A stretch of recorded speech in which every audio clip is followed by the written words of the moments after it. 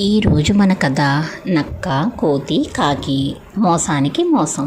ఒక అడవిలో నక్క, కోతి, కాకి మంచి స్నేహితులుగా ఉండేవారు. కానీ వాళ్ళల్లో ఒక్కొక్కరికి ఒక్కో అలవాటు. నక్కకు మోసం చేయడం అంటే చాలా ఇష్టం. కోతికి అహంకారం ఎక్కువ. కాకికి తెలివితేటలు ఎక్కువ. ఒకరోజు వాళ్ళకి ఒక పెద్ద తర్బూజా కనిపించింది. ముగ్గురు చూసి ముక్కుపిండి పట్టుకున్నారు. నక్క, ఈ తర్బూజా నా వల్లే కనిపించింది కాబట్టి అది నాది. కోతి, నాయే బలిష్టమైన వాడిని, నేనే దీనిని తెరిచి తింటాను.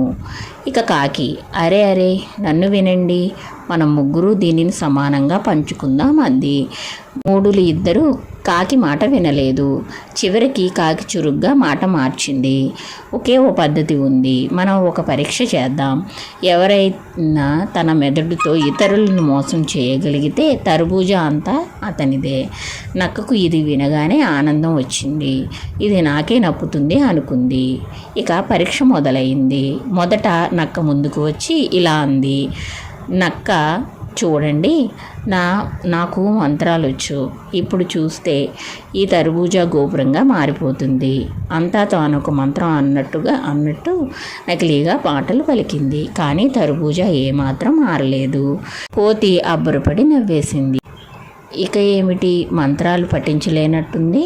ఇక కాకి వంతు వచ్చింది.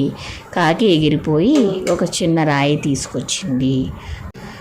తర్బూజా పైన వేస్తే అది చీలిపోయింది. ముందుగానే తర్బూజాలో నక్క తలదాచుకుంది తినడానికి సిద్ధంగా.